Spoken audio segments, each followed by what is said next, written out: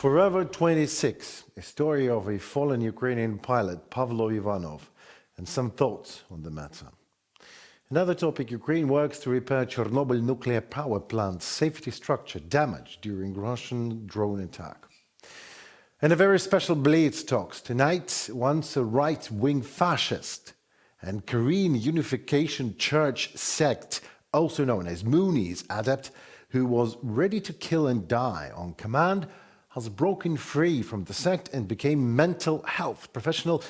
And American author, UATV English reveals an amazing personal story of Dr. Stephen Allen Hassan, an American expert on cults and brainwashing, and the author of the Cults of Trump bestseller. Good afternoon, my name is Enrique, and we are UATV English, English-speaking Ukrainian state media, in a constant persuasion to deliver hard truth in easy terms for the whole free world, directly from Ukraine. Pavlo Ivanov, a 26-year-old Ukrainian F-16 pilot. He was killed during a combat mission on April 12th, Ukraine Air Force Command confirms. Ukrainian pilots are working to the fullest extent of their human and technical capabilities, risking their lives every time they carry out a combat mission. Pavlo was one of them. End of quote of the official statement of the Ukrainian Air Force Command. President Volodymyr Zelensky expressed his condolences, promising a response that will be strong and precise, and posthumously awarding Ivanov the title of the Hero of Ukraine. For personal courage and heroism, demonstrated while protecting the state's sovereignty and territorial integrity of Ukraine and selfless service to the Ukrainian people, I decree to award the title of Hero of Ukraine with the award of the Golden Star Order to Pavlo Ivanov, Volodymyr Zelensky, President of Ukraine. F-16s are used in both offensive and defensive operations. Pavlo's aircraft have been used specifically for intercepting Russian missiles and drones during aerial strikes against Ukraine.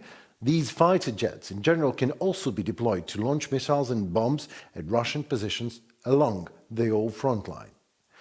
Pavlo Ivanov's demise marks the second F-16 pilot loss for Ukraine since these jets fly our skies, following Alexei Mest's death last August. These aircraft are powerful machines indeed, but their main advantage to me, as to someone who is not at all an expert in the matter, seems to be not so much in their combat capabilities, again not to be diminished at all, but their prevalence in the world. Its quantity and relatively quick spare parts interchangeability is what makes F-16 a massive global force. Exactly, they are en masse. There are many F-16s, they are widespread, and our Ukrainian pilots are trained to fly them.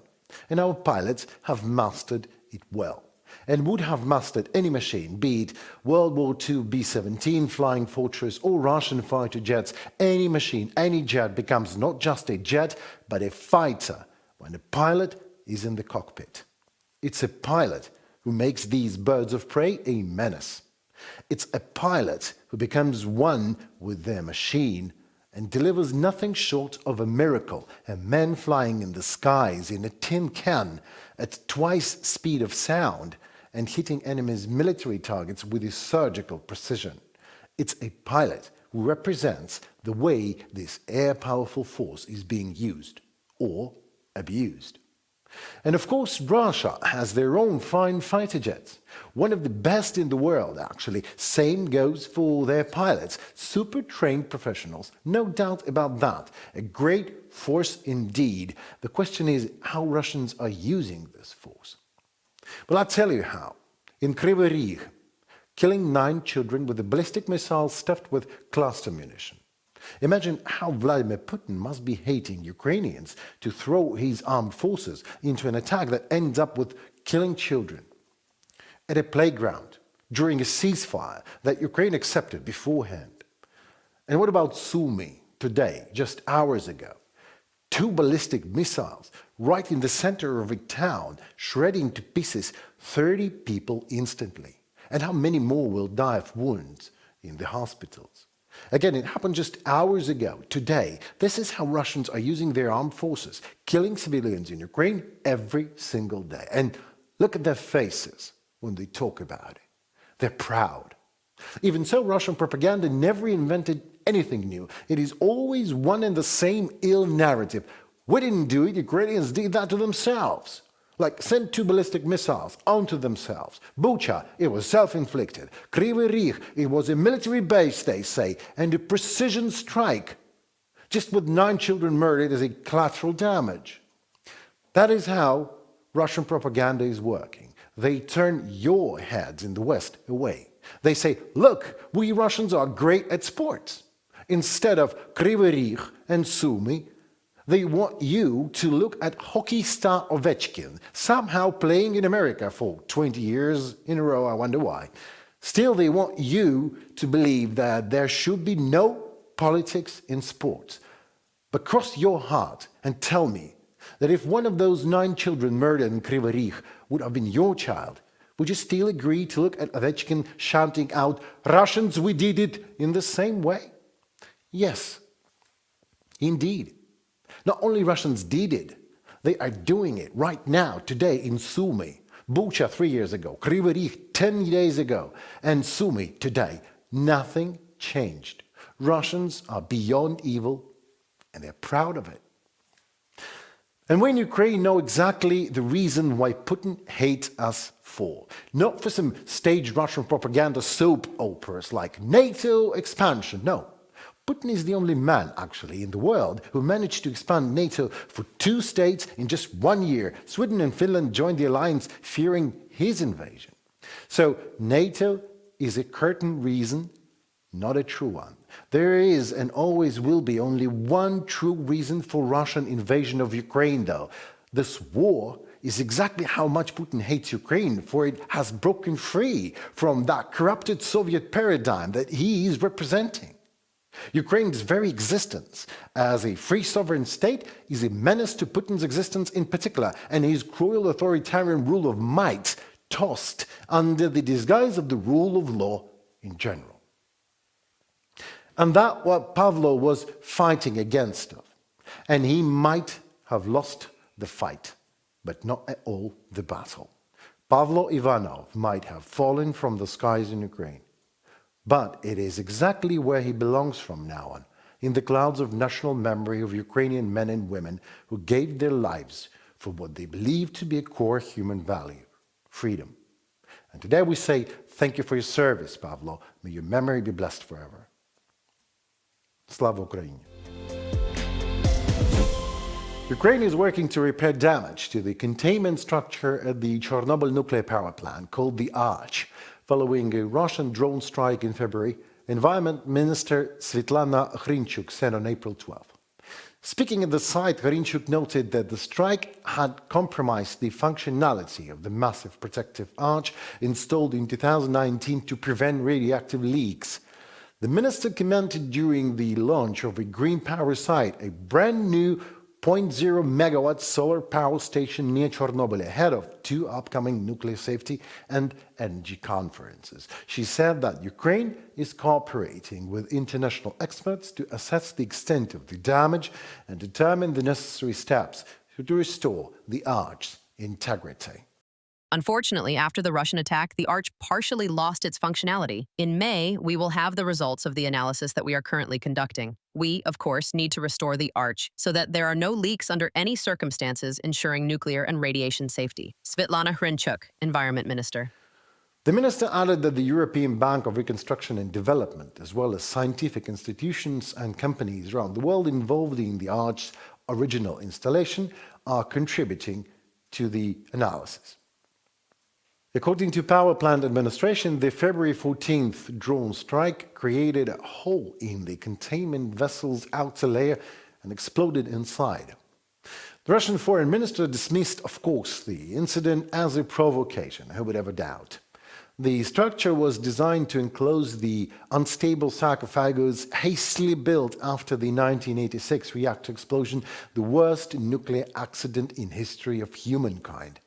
Hrinchuk also emphasized the importance of the renewable energy in the Chernobyl exclusion zone, saying the new solar facility would support the site's power needs.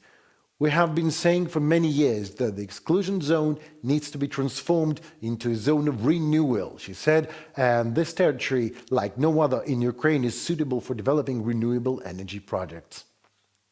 Now, ain't that the epitome of Russian mentality, bombing Chernobyl's nuclear power plant safety structure, the site where catastrophe happened during and because of Soviet regime reign, when the government lied about the actual scale of the disaster, and not the explosion itself, but these lies about the scale of this disaster that killed and crippled thousands of lives of people who were literally thrown into the nuclear reactor to build the arch. And today, their descendants are bombing this very arch, hoping to cause more damage to the land and to the world, and kill more people in Ukraine, and lie about it more and more and again, whether it is the recent Chernobyl attack on February 14th, 2025, or a catastrophe in Chernobyl back then, at 26th of April, 1986.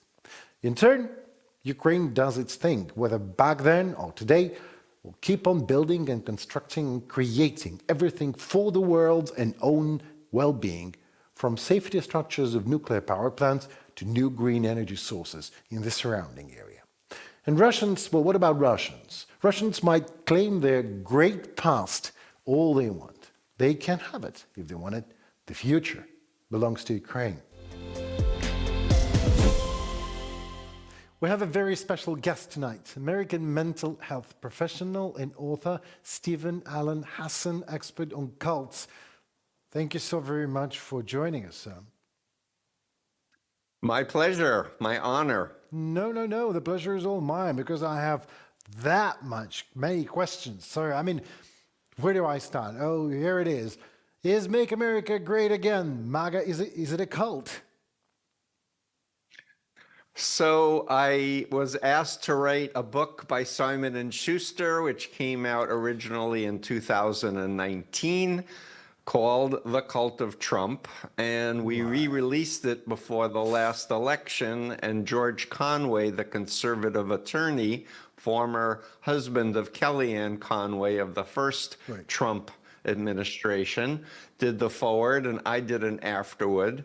And I'll just say briefly, I got interested in this subject because I was recruited and radicalized into a cult back in the 1970s when I was a college student, and became a right-wing fascist and turned my back on my education, my family, even my country, because the Moonies, the cult I was recruited into, basically believed democracy was satanic and a theocracy had to be installed. And I heard all of these plans 50 years ago that are now coming to fruition. So to answer your question, I do refer to Donald Trump as a malignant narcissist, which is the stereotypical profile of all destructive cult leaders. Right.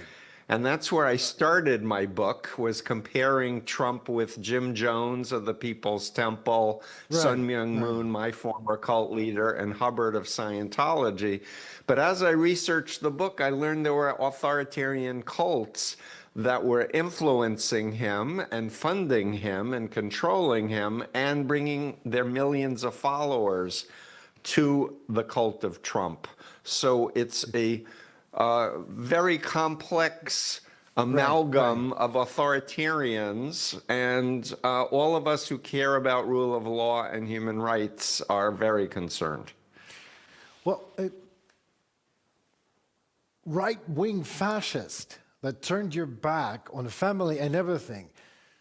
Dr. Alan Hassan at the moment. Well, that's I mean, it's all right. I mean, my next question. I mean, it's a great example on yourself that you can prove that these things really happen and how to get out of them, out of this pit. But Putin and his cult of whatever it is, of empire, Soviet empire, and Trump with his MAGA, birds of a feather? So very interesting. In chapter 7 of The Cult of Trump, I put the puppet masters, and I put Putin at the top of the list of the puppet masters. And I interviewed Craig Unger and Yuri Shvets, a former KGB official, around the book American Compromat.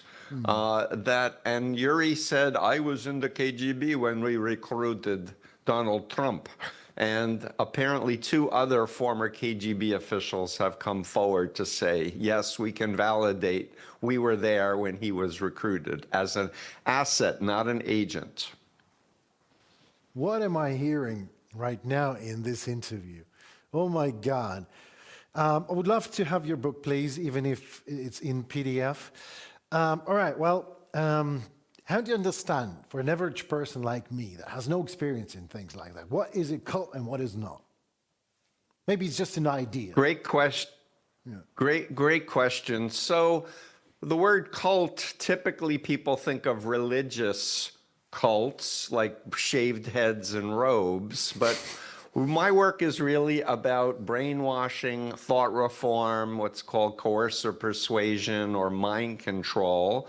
And that is a number of different social psychological forces that are used to break down a person's sense of identity and create a pseudo-identity that's in the image of the cult. And I'd like to share with your viewers, and they can get this graphic from my website, freedomofmind.com, but it's called the influence continuum because it talks about ethical, healthy groups and cults all the way to authoritarian mind control cults. So the important thing is my model that defines this looks at behavior control, information control, thought control, and emotional control. I call it the BITE model of authoritarian control. And there's a whole list of variables like manipulating sleep, clothing, language. There's a whole list of behavior, information, thought, and emotional control. And the more of these, the more destructive the group is. And what we see with the cult of Trump is the most extreme examples of authoritarian mind control cultism. Can I do a, I don't know, self-test of sorts to check if I'm okay? Because, I mean, I always think that I'm okay until I do crazy things like becoming a right-wing fascist and turning my back family and normal things. Right. So I want to say the biggest vulnerability for human beings is thinking they're invulnerable, which was me at age 19. I skipped 8th grade. I was an extra honor student from a very stable, loving family. I traveled the world. I thought, you know, I can handle myself in any situation. My girlfriend dropped me quite unexpectedly, and 3 women flirted with me and what's called honeypotted me into this step-by-step deception, which led me into this religious political mind control cult. So what I want to say to everyone is, once you understand how the mind can get hacked, just like we can click on a deceptive link and a malware comes in and takes over your computer's operating system, the real Steve Hassan got taken over and programmed to believe I was now the child of Sun Myung Moon and Hak Ja Han, the Korean masters of the universe, and that I had 10 generations of my ancestors in the spirit world depending on me to save the earth from this satanic evil empire that exists. Now, I didn't believe in Satan before I met the group. I didn't believe in demons. I was spiritual, but I wasn't that religious. And I was anti-group. I was just like an introvert, and I was reading books and writing poetry, playing basketball, and having girlfriends as a 19-year-old. And there I was, now ready to die on command or kill on command with blind obedience to no matter what I was told to do. And we see this with the followers of Trump, who are believing that he won the election in 2020, which he didn't, or that the violent coup attempt wasn't a violent coup attempt. And so, so how to test was your question. I actually have a survey, a scientific survey that's free and anonymous at bitemodel.com. And we took the 40 highest factor loading of these Right. variables, and people can fill out in 10 minutes behavior control questions, information, thought, and emotional control. And it will literally give you a number on the influence continuum of how authoritarian the group is. But I want to add, if I may, another important thing right now Please, is that please. we are now living in the age of digital mind control. This is very different than when I was in the Moonies in the 70s. There were no smartphones and there was no internet. But now people are getting radicalized online by very sophisticated software and AI and data collected on people. And people don't understand how their minds are getting hacked, pushing them to extremes, either on the left or the right, or making them feel hopeless and want to binge watch movies the rest of their life or play video games the rest of their life and not think about politics. We need all hands on deck, if you know that expression. We need citizens to stand up and realize we're in an existential moment where we're either going authoritarian or we're going to preserve human rights and rule of law and planetary survival. It was going to be my last question. I'm gonna tell you, do you know any proven examples of people realizing they have been consumed by the destructive cult and blah, blah, blah? And now, I mean, well, yes, I know you. Let me ask you another crazy question. What do I do, Dr. Hassan, if I want to start a cult? I'm the wrong person to ask. Right, I was hoping for this very answer. Thank you so very much. Yeah, I'm sorry, but it's for me, when people say, oh, you know how to do cults, why don't you start a cult? And I'm saying, it's like asking a rape victim, why don't you go rape some people? Because you know how to do it. And it's like the opposite of my... But I was asking you, just for the joke, but the people really asking you to, or seriously asking you these things? Yes. Yes. In fact, I was talking with people yesterday asking me how to start a cult. And I want people to be in groups in real life, but where you have your own opinions, where people can listen to each other, change their minds, pursue what is factual and evidence-based, but aimed at trust and planetary survival. We need each other.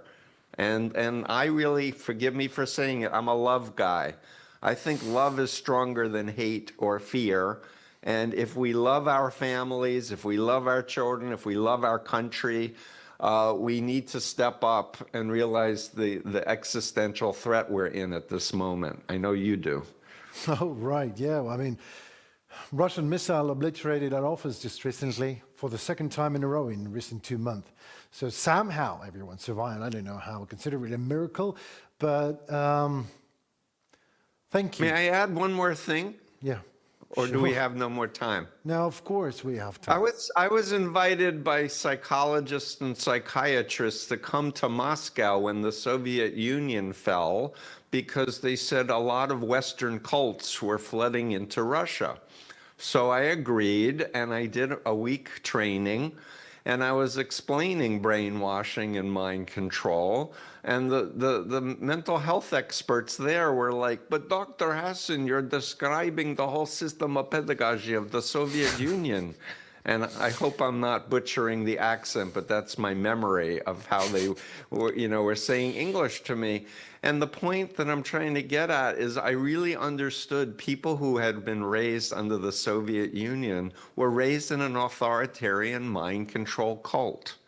And when you're raised in a mind control cult, you can't just end the government and assume everyone's going to be healthy, because they're not. They don't know what normal is. They don't know what healthy is.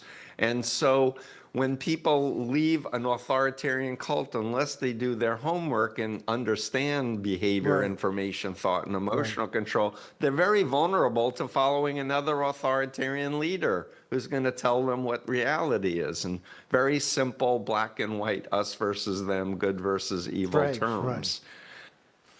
Well, Dr. Hassan, amazing interview. Thank you so very much for your absolutely brilliant experience. And send me a book, and I'd love to read it, and promise that we will do these talks, Blitz Talks again when you have time. I would love to be on again. Thank you for having me. Thank you so very much, Dr. Hassan. Have a good one. Goodbye. Well, that seems to be it for tonight. My name is Andy Keane, and we are UATV English, an English-speaking Ukrainian state media, in a constant persuasion to deliver hard truth in easy terms for you, for the whole free world, directly from Ukraine. In return, we ask you to like, share, and comment. Your voice matters, as it turns out to be helping Ukraine's voice to be heard globally. Well, stay safe and see you very soon, I hope. Goodbye.